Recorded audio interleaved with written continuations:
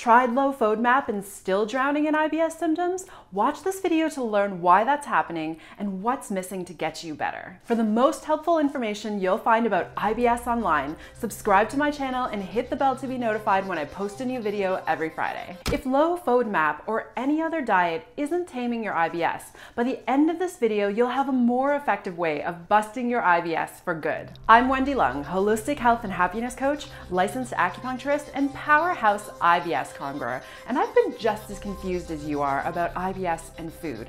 I teach my clients the right way to heal their guts, and now I'm sharing with you too.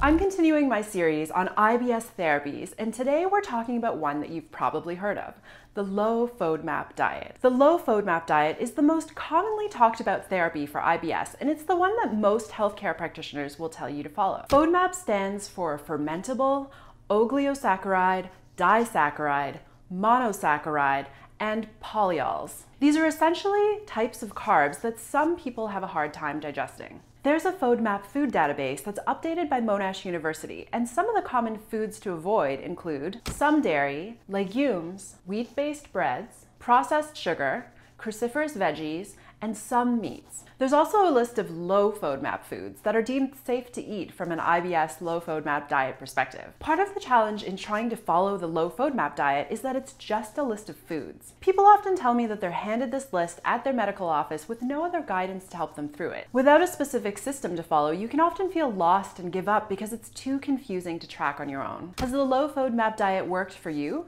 Let me know by dropping a yes or a no in the comments below. It's not that the low FODMAP diet is wrong, but from a traditional Chinese medicine perspective, or TCM for short, and from a holistic health perspective, it's missing a few key things. Firstly, FODMAPs aren't the only trigger for IBS. Even if you eliminate the entire high FODMAP list and only eat what's left, you may still end up flaring up your IBS symptoms. For example, it makes sense that carbonated drinks would cause excessive gas and painful bloating, but they're not on the FODMAP list. And while the FODMAP list approves soft cheeses, from a TCM perspective, all dairy slows down your gut. Secondly, everyone's constitution is different, which means everyone's digestive system is different. So not everyone's going to react the same way to all foods. Some FODMAPs might be triggers for you, but others might not, which makes it a confusing process to figure out on your own. Thirdly, while the low FODMAP diet tells you what to and not to eat, it doesn't tell you how to eat it. From a TCM perspective,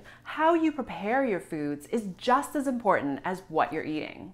In the episode called IBS Trigger Foods, I explained that IBS enemy number 3 is cold and raw foods, and here's why. Your digestive system is like a campfire. We need to feed it the right fuel or food to keep it running, and to keep it running well. With IBS, your digestive fire is weak, so the wrong foods can make it sluggish or put it out altogether. High FODMAP foods can be hard on the digestive system, so they fall into the category of the wrong fuel. But cold and raw foods are hard to digest too, so while carrots and green beans might be considered safe FODMAP foods, if you eat them raw and crunchy, your weak gut will have a hard time digesting them, and you'll end up flaring your IBS symptoms again. Fourthly, if that's a word, the low FODMAP diet doesn't tell you when to eat. Your body craves routine, and having a regular eating time will teach it when to devote its attention to digestion. This is important because your weak gut needs all the help it can get to perform its regular functions. But the biggest problem with only following the low FODMAP diet to heal your IBS is this. IBS isn't just a digestive condition. Even though it seems like most of your symptoms are gut related, IBS is more complicated than that, and it can't be resolved by only focusing on food. From a TCM perspective, IBS is a combination of an already weak gut and mental emotional stress. So even if you've locked down all your food triggers and you're following that diet to a T, your IBS will probably still rear its ugly head whenever you're feeling stressed and anxious. So the real key to IBS freedom?